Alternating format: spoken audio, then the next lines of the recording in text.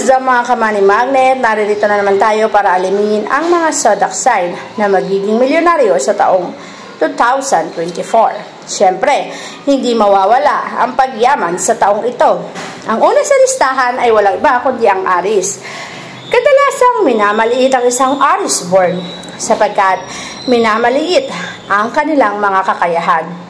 Sapagkat ang kanilang kakayahan ay pag-aayos at sa larangan ng pagbibigay ng dekorasyon sa sariling tahanan. Ngunit alam mo bang ang kanilang talento sa larangang ito ay magbibigay sa kanila ng tagumpay, magbibigay sa kanila ng hindi inaasahan na kita sa taong 2024.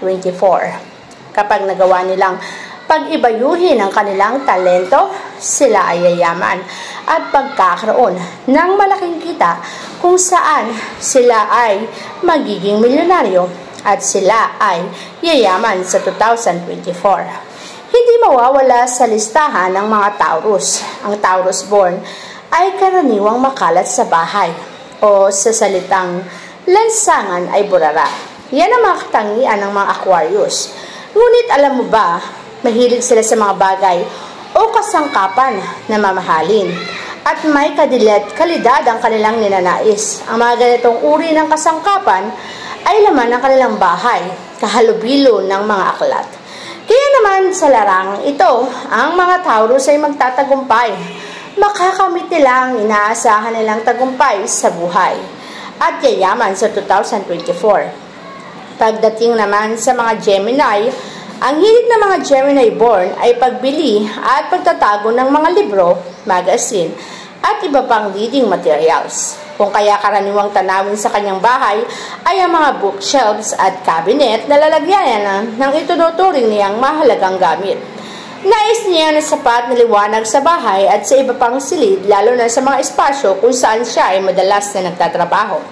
Ang mga Gemini ay masisipag, kung kaya't ang kasipagan nila ay gagamitin nila sa taong 2024 na magdadala sila sa kanila sa tagumpay at pagyaman at pagiging milyonaryo.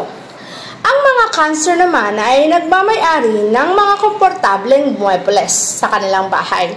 Mahilig din siyang mag-impact ng mga pagkain sa kanyang kusina dahil taglay niya ang pagbukas palad. Hindi siya maramot pagdating sa pagkain na para sa kanya ay inihahanda para sa lahat. Kaya naman ang mga born Cancer, dahil hindi maramot, ibinabalik sa kanila ang tagumpay at pagyaman. May mga tao ding tutulong sa kanila para makuha nila ang mga goal at ang mga bagay na ninanais nila sa buhay nila. Sila ay yayaman at magtatagumpay sa taong 2024. Ang mga Libra naman, karaniwang magmamay-ari ng maganda at maadornong tahanan. Pasado sa kanya ang palalasan ng elegante at artikusyong pagkakayari ng kagamitan. Mahilig siya sa mga bulaklaking disenyo na nagpapakita ng balanse at harmonya. Dahil sa ganitong katangian ng mga Libra, ang pagiging balanse nila sa pagdidesisyon ay magbibigay sa kanila ng isang magandang desisyon patungo sa tagumpay ng kanilang negosyo, karir o anumang ginagawa nila sa buhay nila. Kaya naman ang mga Libra ay talaga namang yayaman sa taong 2024 dahil sa ganitong katangian nila. Pagdating naman sa mga Scorpio, mahilig silang maglagay ng mga harang, bader, bakod o grill sa kanilang mga tahanan. Kailangan kasi at nais nila ng pribadong espasyo sa kanyang tirahan. Nagpapakita siya ng pagpapalaga sa bawat detalye na kaugnayan sa pang-araw-araw nilang buhay. Ang mga detalye nito ay gagamitin nila sa pagninegosyo, gagamitin nila sa pagpapataguyod ng kanilang karir, kaya naman ang negosyo at karir nila sa taong 2024 ay talaga namang magbibigay sa kanila ng siksilig at nag-uumapaw na kaswertihan. Pagdating naman sa Sagittarius, ang mga Sagittarius ay may taglay na epektibo at mapamiling panlasa. Meticuloso siya lalo na sa pagpili ng disenyo at mga dekorasyon sa tahanan. Ang kalamitang makikita sa loob ng kanyang bahay ay mga estatwa na nakukuha o nabibili niya sa mga pagbabiyaheng ginagawa niya sa iba't ibang lugar. Kaya naman ang ganitong pag-uugali ng mga Sagittarius ay makakatulong sa kanila upang sila ay magtagumpay sa larangan ng pagtatravel. Sila ay makakakilala ng mga tao sa kanilang pagtatravel na tutulong sa kanila para magtayo ng negosyo at ang negosyong itatayo nila ay bubulusok, dadami at talaga namang sila ay ulad. Kung karir naman ang pag-uusapan, maraming promotion ang magaganap sa kanila sa taong 2024. Ang mga Capricorn naman ay isang organisadong tao. Ang Capricorn born ay may tamang pwesto o lokasyon ng bawat bagay sa loob ng kanyang tahanan. Mahilig siya sa paglalagay ng mga filing cabinet at mga tradisyonal na pangdekorasyon. Kaya naman ang mga Capricorn na yan ay tuwiran ng swerteng darating sa kanilang buhay sa taong 2024. Ang tuwirang swerte na yan ay magpapabago ng takbo ng kanilang buhay. Ang mga lokasyon na kanilang tatayuan ng negosyo ay talagang magbo-boom, sisikat at makikilala ng mga tao. Sila ay yayaman at talaga namang siksik-liglig din ang nag-uumapaw na darating na swerte sa kanilang mga buhay. Mga Aquarius naman ay mahilig sa kumpanya ng maraming tao. Kadalasan, matatagpuan ang maraming silya sa loob ng bahay nila. Mahilig din siya sa pakikipagnegosyo sa mga taong kilala na rin sa larangan ng mga pagninegosyo. At mahilig sila sa pinakabagong kagamitan o elektroniko. High-tech kumbaga. Ang pagiging mahilig nila sa mga high-tech na bagay ay papasukin nila ang ganitong larangan ng negosyo.